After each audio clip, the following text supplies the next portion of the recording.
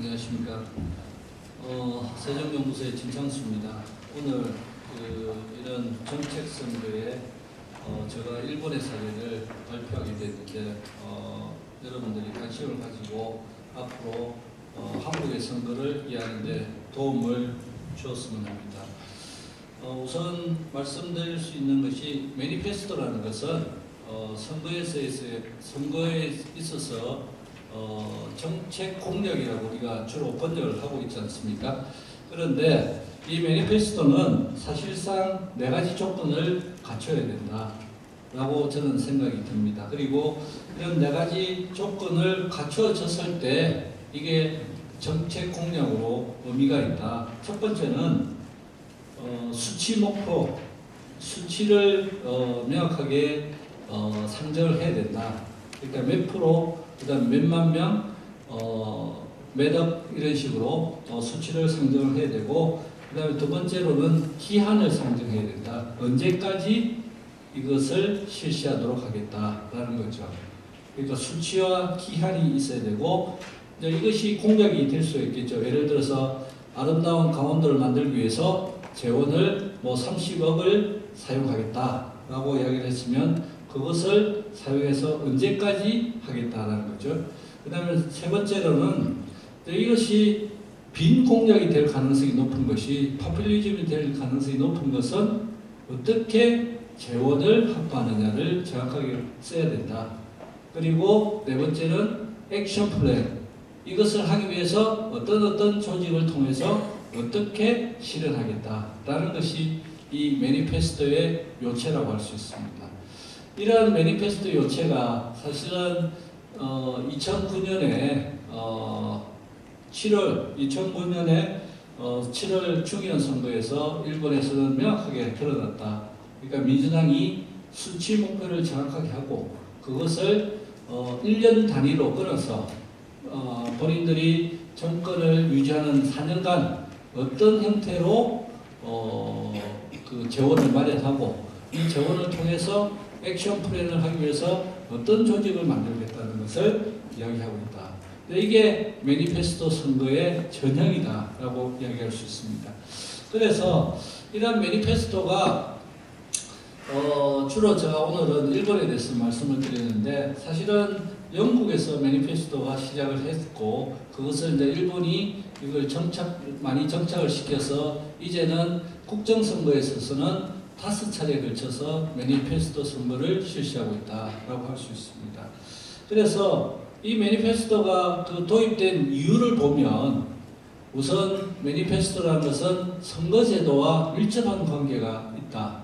선거제도가 중의원에서 중선거구제였을 때는 매니페스토가 그 역할을 하지 못한다. 영향력을 발휘하지 못한다.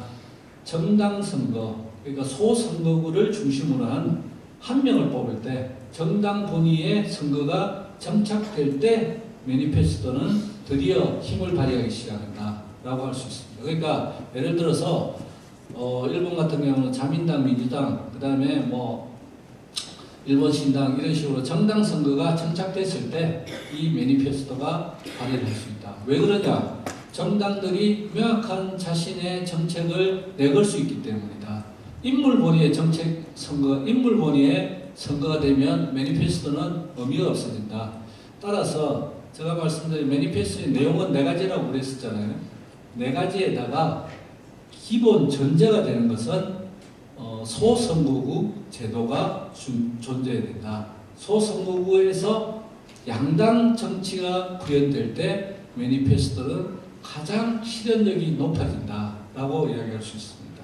그것은 이제 일본의 사례에서 여러분들에게 말씀드릴 수 있는데, 그래서 일본도 매니페스토를 도입하게 된 것은 사실은 1994년에 소선거구 비례대표제가 도입되면서부터 매니페스토에 대한 관심들이 늘어나기 시작했다. 그래서 꽃을 피우기 시작한 것은 실질적으로 이 매니페스토 선거가 시작된 것은 2003년에서부터 시작됐다. 왜 2003년에 이 매니페스토가 사실상 일본 선거에서 핵심적인 주제로 등장하게 되었느냐라고 하면 민주당이 그 당시 야당이었죠. 야당인 민주당이 시향과 수치를 넣기 시작했다. 수치라는 것은 명확한 목표를 넣기 시작했다는 거죠.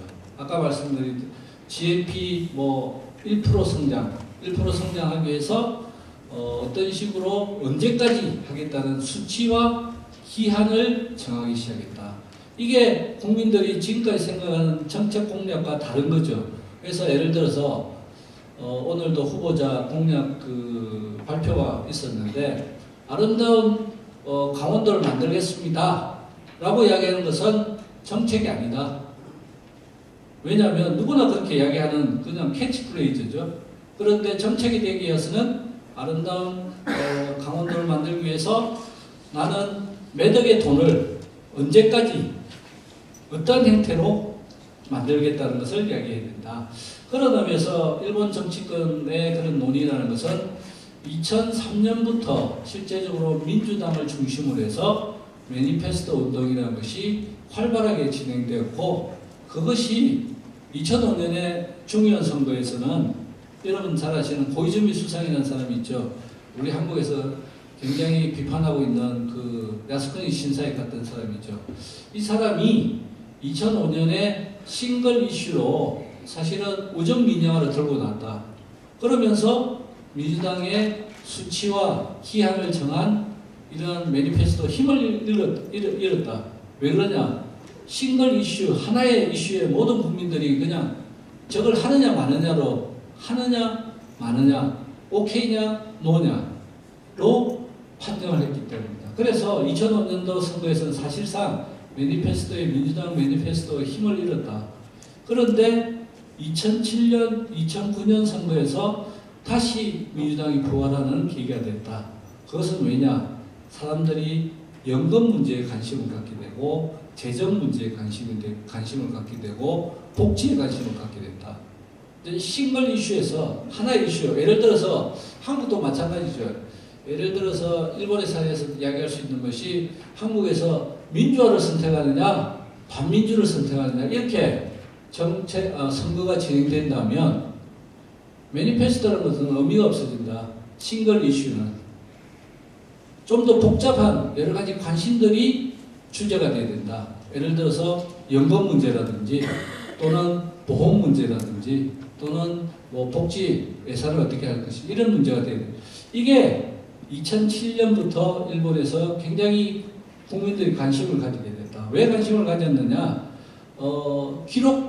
연금 문제에서 기록이 누락되는 사건이 일어났다. 여러분들 신문에 보셨으면 알 건데 일본에서 기록에 누락되는 사건이 일어나면서 연금 문제에 굉장히 관심을 갖게 됐다.